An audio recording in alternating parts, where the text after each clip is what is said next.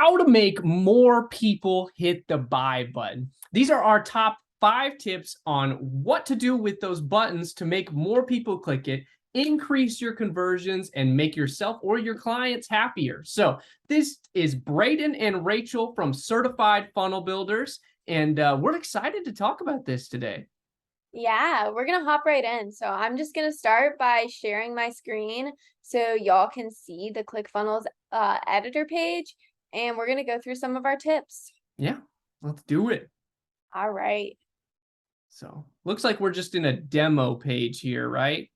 Yeah, we're just in like their basic, like they have ClickFunnels has templates for you. So I just clicked the random template and we're just gonna mess with this button right here that says click here to learn more.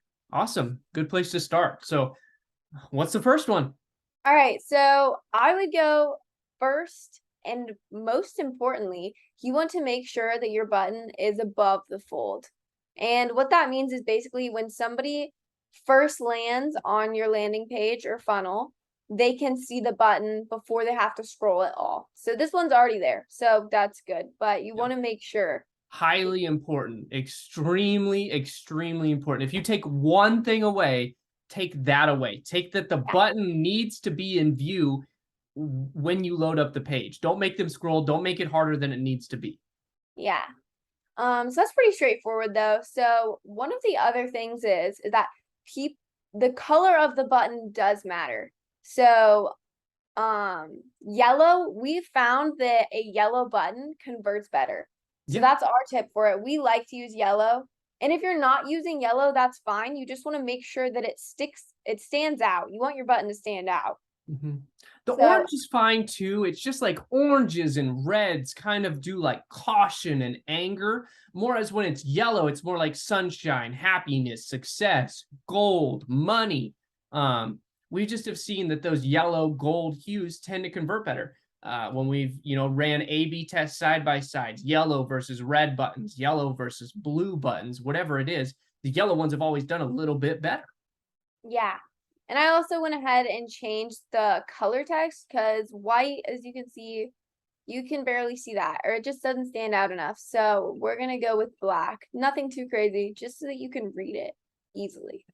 Exactly. And Um, so first 2 tips, above the fold, and make sure that color stands out. And if you can use yellow, use it. yeah. And if not, just make sure that the background doesn't take away from the button because the button's more important than the background. All right. So, let's see. For tip number 3, you can what we like to do is we like to add icons before and or after just to give the button a little something special since it's kind of boring right now. Yeah. So, It helps what draw the eye there too, and to see something different because you're not using these icons in the paragraphs you're writing. You're not using them in the titles or anything. The only place they're at is on the button. So it makes it special. Yeah, and it's kind of cool because you can choose what icon you want to have. So if you have just like social media buttons, you can type in here like let's see, like a Facebook icon. And look, now it has a Facebook icon. I don't really want that for this often, but it's kind of cool. You can add that. So we're just gonna stick with these little pointing arrows right Mhm. here. All right. Next tip I would say is mostly just like looking at the text here, making the text the appropriate size. You really want it to fill out the button, make it as big as possible. You don't want to be obnoxious with it, but it really does need to fill out the button. If the button's there already taking up this much room, get the text to fill it. Yeah. And then with the text, you want to be direct. So you want people to know what's going to happen when they click the button. So like here it says click here to learn more. I like that. I'm going to change it to want to learn more with a question mark. Um, I guess it kind of more makes them more curious, pulls them in a little bit more. Yeah, you're right on point there. I think questions are really good for buttons, or I think as she said earlier, just being direct, like shop now, buy now, Yeah. learn more, contact me. Um, just making it really, really clear what's going to happen when they push that button because you don't want any surprises during this step. That will definitely decrease conversions. Yeah. I'm going to go in here, I'm just going to make it actually the font a little bit smaller.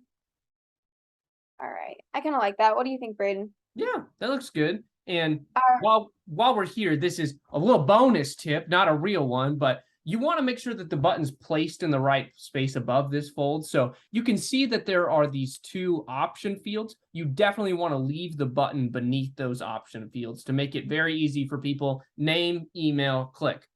yeah, But if we exactly. didn't have those options there, it might be best to put that below all of it and make it a really big button that stands out. Yeah, So that's just a little bonus one. We've seen that work better too. Definitely make sure you have it underneath fields if you're letting them fill out things, or making it, a full one if it's just like going to a different opt-in form or something like that. yeah. All right. So last tip that we got for you today, which this is kind of cool. I have a little piece of code that I like to put in to make the button pop out when you hover over it.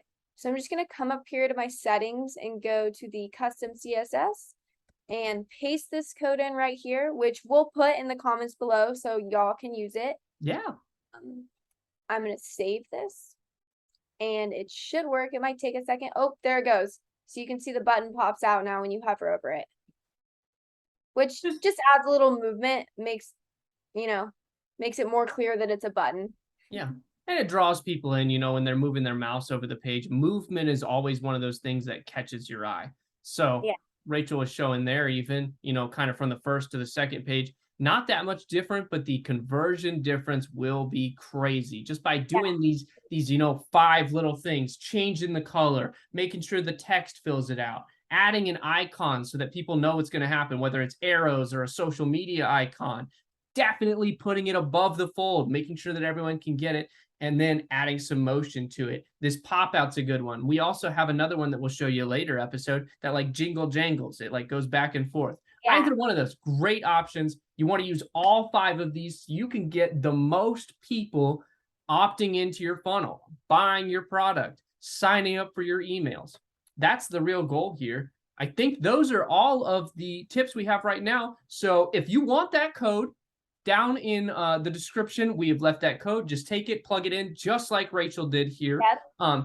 If you don't have ClickFunnels yet, you want to sign up, our affiliate code also in the links. We'd love it if you use that to sign up. And if you have any other button tips or questions about what we did today, just drop it in the comments. We would be more than happy to help you guys out. So Right.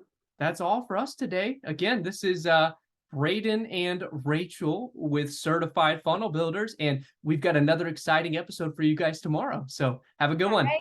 See you guys tomorrow.